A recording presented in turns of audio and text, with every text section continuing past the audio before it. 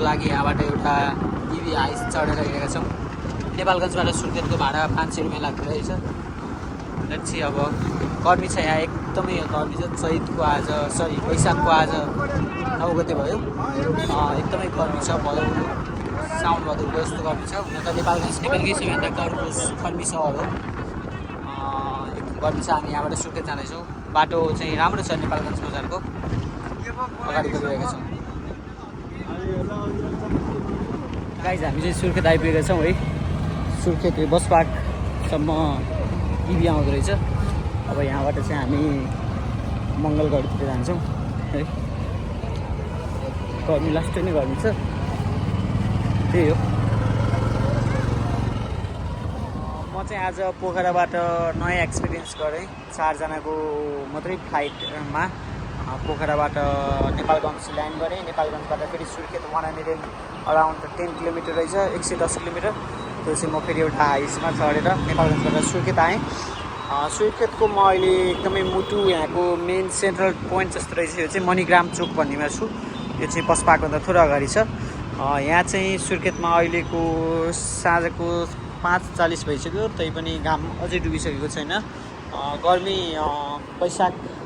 अहिले वैशाखको 9 गते 9-10 गते पनि गर्मी यस्तो छ भनेपछि यहाँ पछि कस्तो गर्मी हुन्छ हामी कुनै इमेजिनै गर्न सक्दैनौँ। सुर्खेत जिल्ला प्रहरी कार्यालयको अफिस रहेछ यहाँनिर। म चाहिँ यहाँनिर एउटा आज यहीँ होटलमा बसेर भोलि चाहिँ म रामरोसनको लागि निस्किने तर्खरमा छु। बाटो चाहिँ राम्रो बनाएको छ यहाँ पनि है। सुर्खेतमा पनि बाटोको विकास नै पछिल्लो क्रममा नेपालमा धेरै ठाउँमा धेरै राम्रो अझ भित्री सहरहरू अनि सहरकालाई जोड्ने मुख्य सडकहरू चाहिँ निकै नै राम्रो र फराकिलो चाक्लो भएको लेन डिभाइडर राखेर बनेका बाटोहरू देखिन्छन्। अब चाहिँ हामी एकछिन चाहिँ सुर्खेतको स्ट्रिटहरूतिर डुल्छौँ। यहाँ के छ, यहाँ नजिकै के ठाउँमा कुन ठाउँमा जान सकिन्छ हेर्छौँ है। अब घाम डुबिसकेपछि एकछिन निस्किनुपर्छ। This is Surkhet for you guys. हामी चाहिँ बुलबुले ताल जाने ठाउँमा आइसकेको छौँ है। यहाँ टिकट काउन्टर छ, टिकट काट्नुपर्छ अब है। राम्रो छ एम्बियन्स चाहिँ, यु क्यान सी द्याट।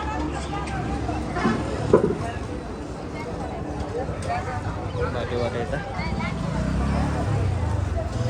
दाइ बुलबुले ताल भन्ने यही हो? हजुर, बुलबुले ताल भनेको यही हो? हजुर। कति हो टिकट? एकजना 20 रुपैयाँ।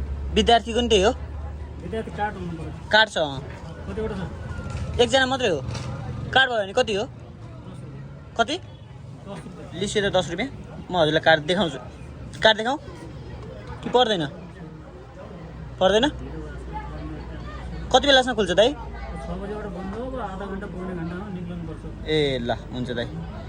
यता हिँड्दै गाइज टिकट स्टुडेन्ट कार्डको 10 रुपियाँको वाला टिकट काटिसक्यो है।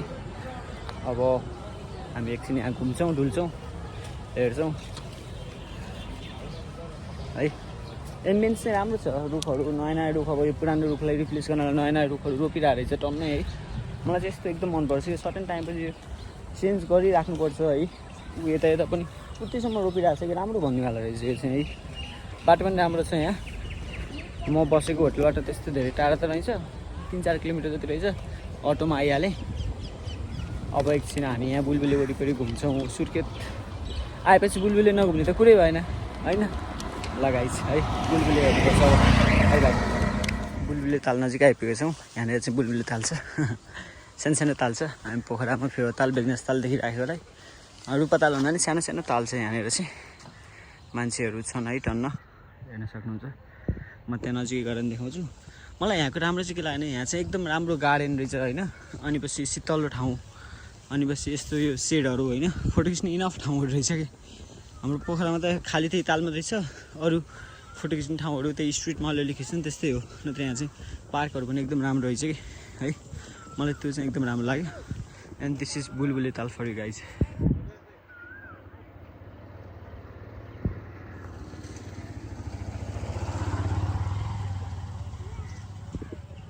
यो बुलबुले ताल हो, पछाडि देखिरहेको ताल। म चाहिँ यो यात्रामा तराईतिरको भाग पनि हिँड्नुपर्ने भएको हुनाले क्याप लगाएर हिँडेको छु। एकदमै राम्रो छ ताल। जो सानो भए पनि रमाइलो छ, राम्रो छ। तराईको खासियत भनेको चराचुरुङ्गी धेरै हुन्छन् कि यहाँ होइन। अनि कस्तो एकदमै मेडिटेटिभ साउन्ड, कोइली कराइरहेछ अनि अर्को चराहरू कराइरहेछन् होइन। त्यो साउन्डहरू चाहिँ एकदमै राम्रो छ। अब हामी पोखरामा बसिरहेको भएर होला सायद सानो लाग्छ, सानो त सानो नै छ तर पनि यसलाई राम्रोसँग कन्जर्भ गरिरहेछ, प्रिजर्भ गरिरहेछ भने एउटा टुरिस्टिक डेस्टिनेसनको रूपमा डेभलप गर्नको लागि कुनै पनि कुरा सानो ठुलो हुँदैन। मलाई चाहिँ राम्रो लाग्यो, ठिकै छ। टन्न मान्छेहरू चाहिँ साँझ भएको फोटो खिच्ने मान्छेहरू टन्न हुँदो रहेछ नि यहाँ चाहिँ है।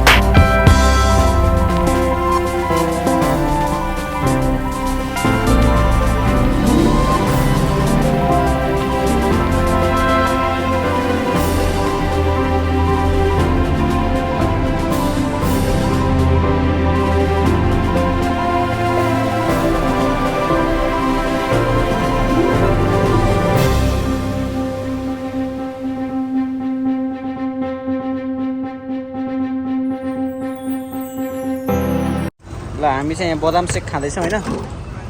यसमा के हुन्छ भाइ भनिदेऊ त। बदाम खोवा अनि दुध अनि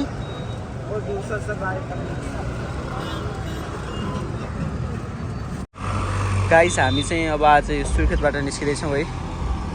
गाडीहरू छुट्दैछन् कर्णालीका विभिन्न ठाउँ, कालीकोट, जाजरकोट, जुम्ला, हुम्ला, अछामको लागि गाडीहरू छुट्ने क्रम जारी नै छ।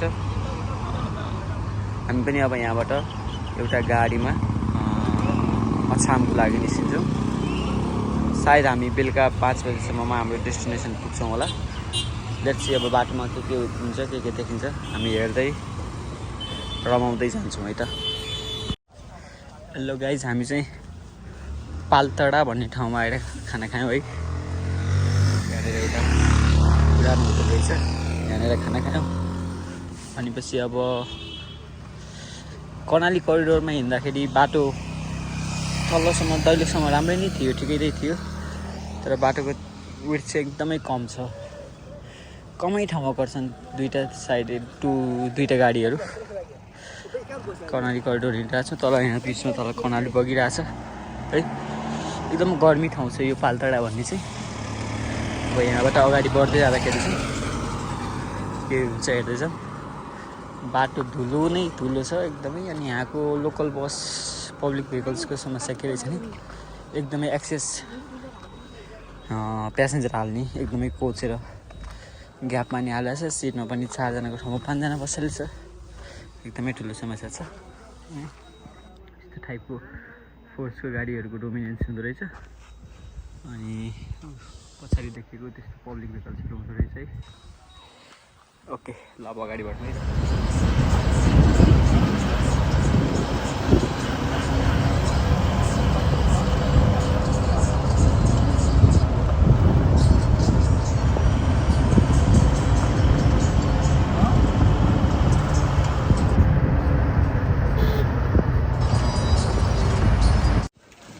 गाइज हामी चाहिँ अछामको सदरमुकाम मङ्गलसेन आइपुगेका छौँ है। यहाँको चाहिँ मोस्टली सरकारी कार्यालयहरू चाहिँ माथि डाँडामा रहेछ। अब हाम्रो गाडी यो गाडी चाहिँ यहाँसम्म त आउँदो रहेछ। अब यहाँबाट चाहिँ अर्को गाडी खोजेर जिप जस्तो खोजेर अगाडि बढ्नुपर्ने हुन्छ। मङ्गलसेन बजारको आफ्नै इतिहास छ। यो चाहिँ सायद 58 सालतिर हो कि जस्तो लाग्छ। माओवादीले हमला गरेको थियो, आक्रमण गरेको थियो है। अनि त्यसपछि यो चाहिँ बजार है, डाँडोको बिचमा सानो बजार छ। यो चाहिँ असमको सदरमुकाम हो। गाउँपालिकाको केन्द्र मुजाबगर भन्ने ठाउँमा आइपुगेका छौँ है। यो चाहिँ एउटा सानो खोलाको यता कैलाश खोला, हामी जहाँ कैलाश खोलाको छेउछेउबाटै आयौँ तलबाट। कैलाश खोला यताको साइडमा र यता चाहिँ अर्को खै यिनीहरूको लोकल खोला के खोला हो को साइडमा रहेको एउटा सानो बस्ती जस्तो रहेछ। यो पालिकाको केन्द्र जुन चाहिँ रामारोसन गाउँपालिका छ, यसको आफ्नो केन्द्र चाहिँ यहीँ मुजाबगर नै भन्दो रहेछ। एकदमै लोकल ठाउँ छ।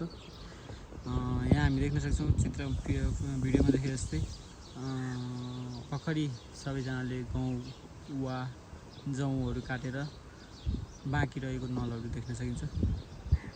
अब हामी केही समय यहीँ बिताउने छौँ। त लगेको चाहिँ हामी चाहिँ अछामको यो बाटुला सेनी भन्ने ठाउँमा आइपुग्यौँ है। एकदम राम्रो ठाउँ रहेछ यहाँ। यो पुरानो घरहरू त्यस्तो छ है।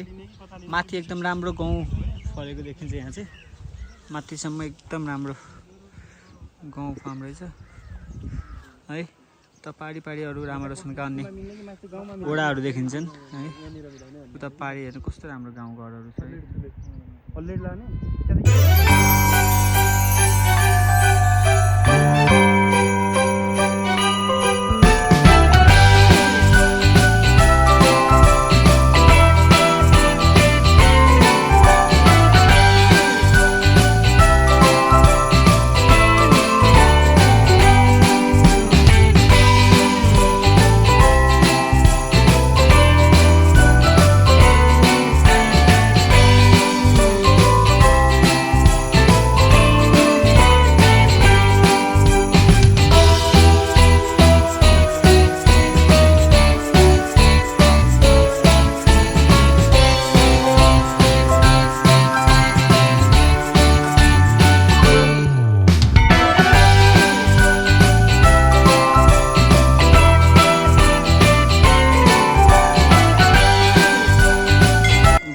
बागेश्वरी मन्दिर है।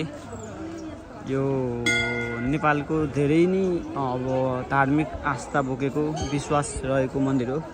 नेपालगञ्ज अब हुन त यहाँबाट बोर्डर 2 किलोमिटर टाढा मात्रै बोर्डर छ। 2 किलोमिटर गएपछि बोर्डर आउँछ। यहाँ अब इन्डियन पनि धेरै मान्छेहरू दर्शन गर्न आउनुहुन्छ। आज त झन् विशेष आमाको मुख हेर्ने दिन, आमा औँसी परेको छ। त्यही भएर नै अलि भिडभाडै छ।